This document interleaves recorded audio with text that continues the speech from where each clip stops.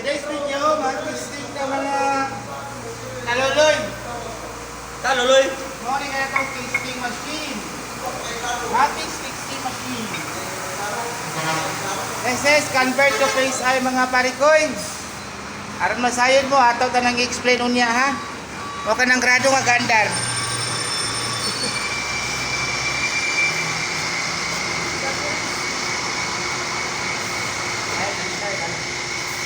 Like and share and subscribe.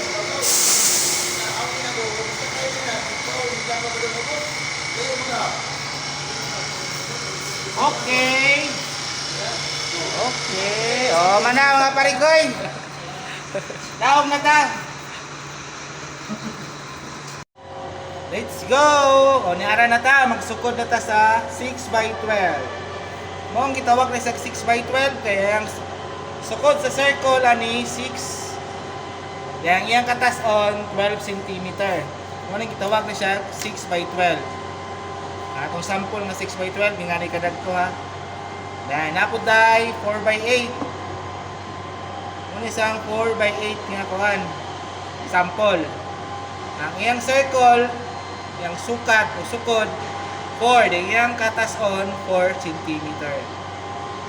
Okay? Muna isang 4x8. Okay. Ngayon na, sabtan ninyo mga kataluloy.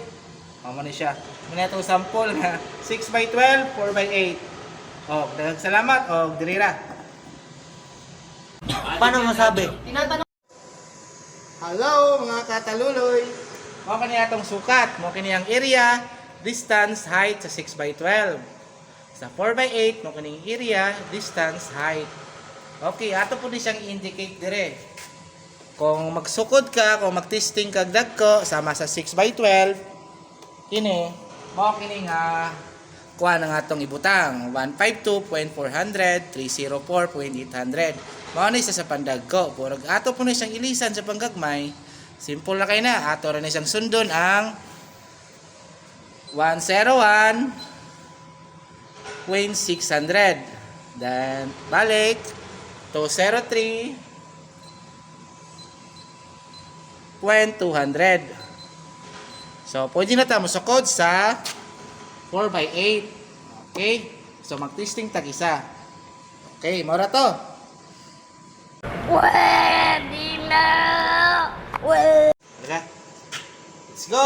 O, mo kanyang sukod sa 6x12.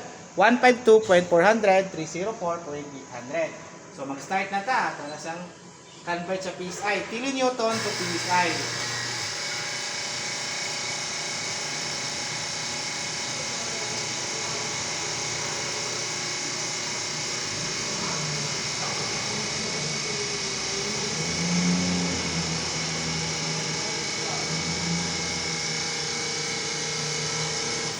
Okay, makanya maximum load. Maximum load for 76.4. 4 mang sunod, pwede na to siya automatic 5. Kilonewton convert to PSI na siya. Kini sa nga grado atong himuong PSI pero ang multiplier ani ato pang i-explain ha. Og pasabton ta mo og mora to nga video. Daghang salamat mga kataluloy. Hadi ni imitasyon di. Gawin mo din.